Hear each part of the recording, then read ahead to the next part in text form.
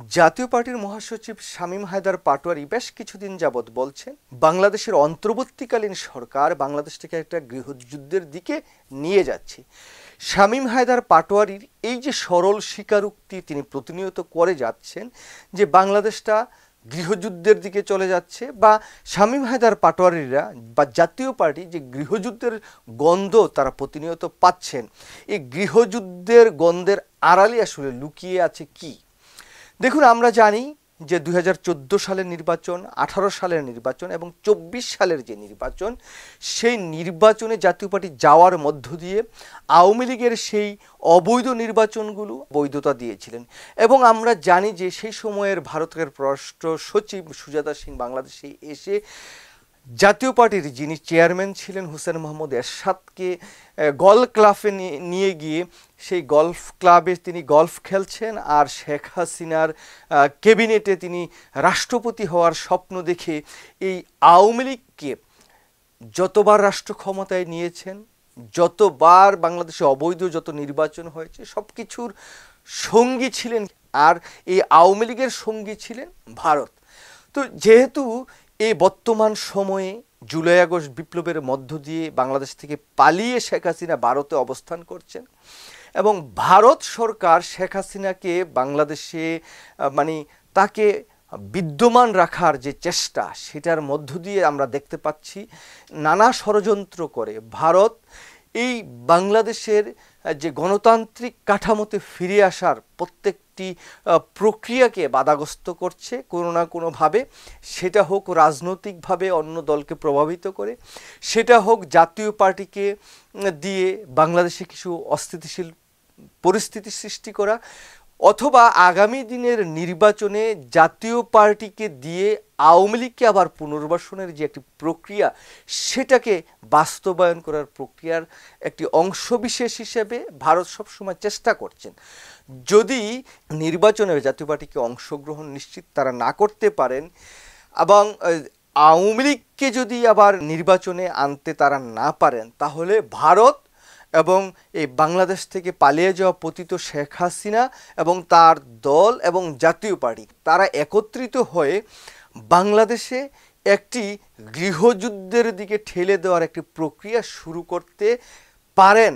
এরকমই আমি আশা করতে পারছি এই শামীম হায়দার পাটোয়ারির যে কথাবার্তা, সেই জায়গা থেকে আমি মনে করি যে অন্তর্বর্তীকালীন সরকার এবং বিদ্যমান যে রাজনৈতিক দলগুলো আছে, বাংলাদেশের জাতীয়তাবাদী দল বিএনপি, জামাতে ইসলাম এবং বাংলাদেশ নাগরিক পার্টি এনসিপি, তারা সবাই এই দাবিটা অন্ততপক্ষে তোলা উচিত যে শামীম হায়দার পাটোয়ারি বিগত পতিত স্বৈরাচার সরকারের দোসর, এবং তিনিও কিন্তু একবার মধ্যরাতের নির্বাচনে, তারপরে আরেকবার হচ্ছে বিনা ভোটের যে নির্বাচন, এই দুটি নির্বাচনে তিনি কিন্তু সংসদ সদস্য হয়েছিলেন। যদিও তিনি সংসদে গিয়ে খুব জোরালো কিছু বক্তব্য রেখেছেন। তো সেই জায়গা থেকেও যদি বলি,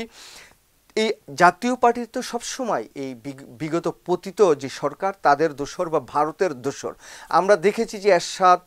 তার ভাই জিএম কাদের ভারতে গিয়েছিলেন, কথা বলেছেন, কথা বলে এসে যেভাবে কথা বলেছেন যে ভারত তার গুরু, ভারতের গুরুরা তাকে যেভাবে শিখিয়ে দিয়েছেন, তারা যদি তাকে না বলেন তাহলে তিনি বাংলাদেশে সাংবাদিকদের কোনো কিছু বলতে পারবেন না। এই যে সমীকরণ, সেই সমীকরণে আমি অন্ততপক্ষে মনে করি যে জাতীয় পার্টি বাংলাদেশে এই পতিত স্বৈরাচার আওয়ামী লীগের যে দোসররা আছেন এবং ভারতীয় গোয়েন্দা সংস্থা যারা আছেন বা বর্তমান ভারতীয় যে সরকার আছেন, তারা বাংলাদেশে যদি তাদের ইস্টাবলিশমেন্ট এখানে প্রতিষ্ঠিত করতে না পারেন, তাহলে বাংলাদেশটাকে একটা গৃহযুদ্ধের দিকে ঠেলে দেওয়ার যে প্রক্রিয়া, সেটা তারা শুরু করবেন 2026 সালের ফেব্রুয়ারিতে যে নির্বাচন, সেটাকে কেন্দ্র করে।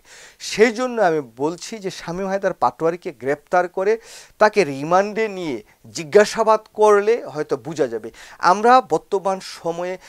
বিগত দিনগুলোতে যে শেখ হাসিনার যে বক্তব্য, জাহাঙ্গীর কবির যে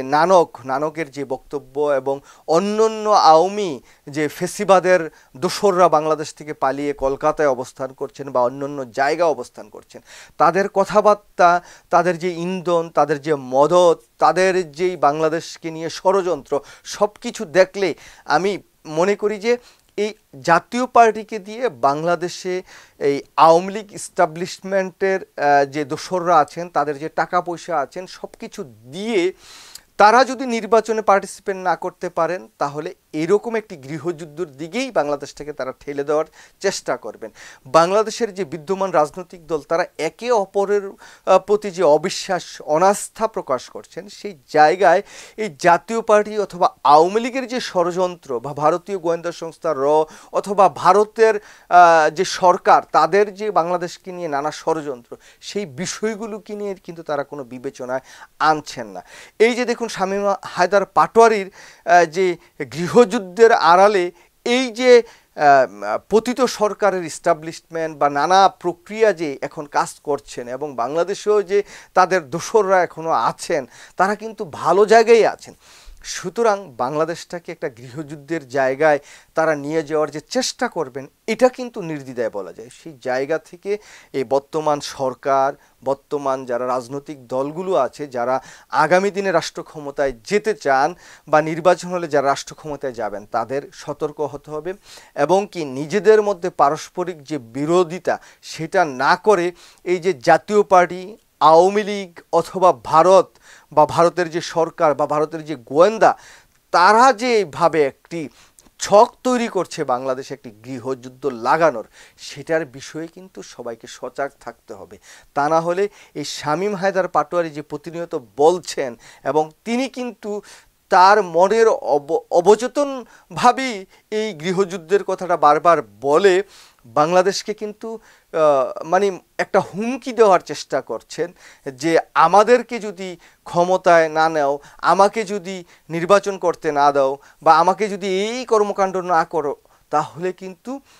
এই বাংলাদেশে একটি গৃহযুদ্ধ লেগে যাবে বা সেটা আমরা লাগিয়ে দিব। তো এখন আমরা দেখছি যে ডিজিএফআই বা অন্যান্য গোয়েন্দা সংস্থা কিন্তু এই জাতীয় পার্টিকে এই বাংলাদেশের রাজনীতিতে মানে তাদেরকে সামনে আনার তারা কিন্তু চেষ্টা বারবার করেছেন, নুরুল হককে নূরকে পিটানোর মধ্য দিয়ে। তো সেই জায়গায় বলবো, এই রাজনৈতিক দল বা বাংলাদেশের যে রাষ্ট্র ক্ষমতায় এই অন্তর্বর্তীকালীন সরকার আছে, তাদের এই জাতীয় পার্টি বা এই জাতীয় পার্টির যে মহাসচিব যে শামীম হায়দার পাটোয়ারি, তার কথাকে একটু গুরুত্ব দিতে হবে এবং তাকে অন্ততপক্ষে আইনের আওতায় এনে তাদেরকে যদি রিমান্ডে নিয়ে